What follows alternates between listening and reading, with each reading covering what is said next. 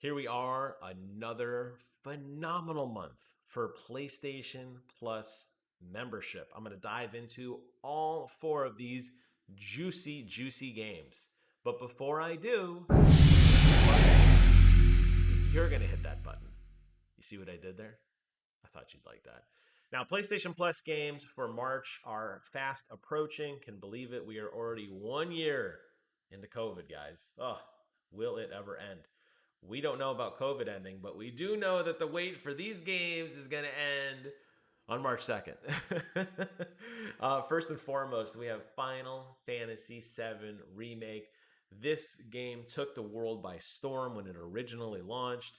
I'm talking about the original Final Fantasy VII. Then the remake came out. It once again took the world by storm, sitting at a whopping 87 on Metacritic. God tier status. A phenomenal, phenomenal experience. Many of us, myself included, are waiting for that juicy, juicy PlayStation 5 version to come out. And you saw the state of play yesterday. You saw Phil and I do a video a little bit earlier today talking about our thoughts on state of play. Unfortunately, this version does not, and I repeat, this version does not allow you to upgrade to the PlayStation 5 version for free, which is a huge, huge, huge deal. I'm glad they're giving it away for free. I think a lot of people are going to be excited. A lot of people are going to want to check it out.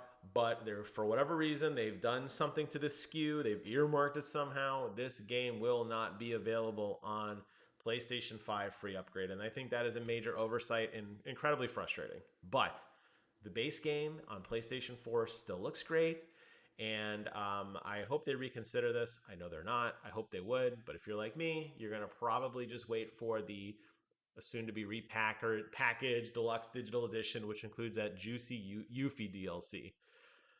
If you can't wait though, March 2nd is right around the corner. You could jump in now. And your save does carry over. So if you want to get started now and then make the jump later, when you get a PlayStation 5, or if you just, what do you want to wait till the version comes out anyway? It's a good place to get started.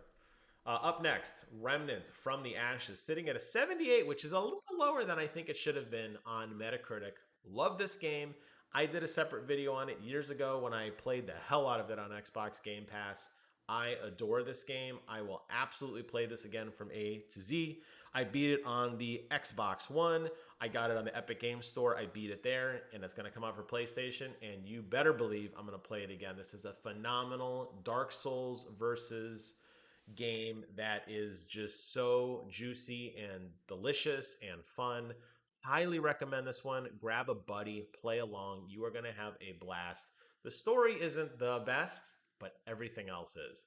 Next is Maquette. Now, this one you'll notice hasn't even released yet. This is going to be one of those juicy day and date drops, and this game looks really, really, really cool. The idea is that you are going to mute this video so you don't get copyright strikes.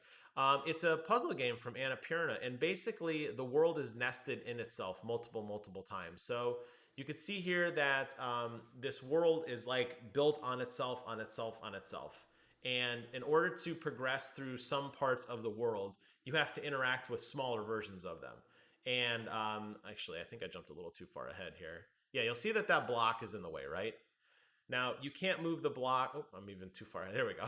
The block's in the way outside.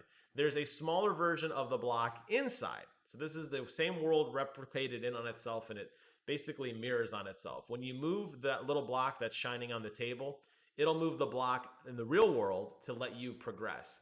And one of the cool things is, and I'm not quite sure yet how far this expands. Obviously, nobody is because it hasn't come out yet. But one of the really cool things they did with this game is, I'm going to pause it right there. You can see the block that you moved here. And then very faintly over here, you can see the next version. So this world replicates on itself again and again and again and again. This is going to be a phenomenally interesting puzzle game that's either going to just blow everybody away like The Witness, or it's going to be one of those games that is like many of these other puzzle games that we get into. I can't think of any good ones now because I've forgotten them. That is going to fall flat on its face because the gimmick is going to be outplayed in seconds. I am not entirely sure, but when the drop comes, this will be the first one that I am checking out. I am really, really excited. And lastly, we have Farpoint, which sits at a lower than expected 71 on Metacritic. It was a very fun PSVR game. It included that really cool PSVR gun thing, that special like laser attachment gun that they had. I don't know if they show a picture of it here. Probably not. Whatever. Um, it was a lot of fun. It was a first person, fully locomotive, which means you can move left, right, up, down, jump, whatever, while in VR. Phenomenal first person shooter experience of solving this mystery of bad things happening. Really bad things happening. It was called the PSVR aim controller. There it is right there. I really enjoyed this game. It definitely struggled from some performance issues and draw distance. We did see some popping, but you're going to be fighting some cool aliens. You're going to get a really interesting story of what happened, and I think you're going to have a lot of fun walking around and kind of exploring this universe. This is the first virtual reality game that I played that had aim down sights.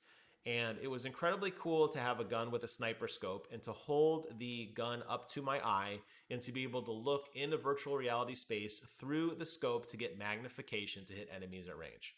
I thought that was a really cool touch. Not to say that other games don't do this, not to say that, this is an exclusive to this. It was my first dabbling in virtual reality shooters, and I absolutely loved it. And I think this is a phenomenal hit, and I'm really, really excited. So they're all coming soon. Fear not, you're going to have plenty of time to get your hands on them. And I think you're going to be pretty happy. I think if anything's going to be mad, if anybody is going to be mad, it's going to be over this Final Fantasy VII Remake nonsense. I do agree with that. But wow, this is an all-star lineup. This is what we expect as PlayStation gamers. And once again, Sony delivers. I hope you guys found this video informative. Do me a favor. I already said it, but I'm going to say it again. Subscribe to the channel and leave some comments below and let me know your thoughts on the March drop. Thank you all so much for watching. Please, please take care of yourselves. And until next time, I will see you guys on the other side.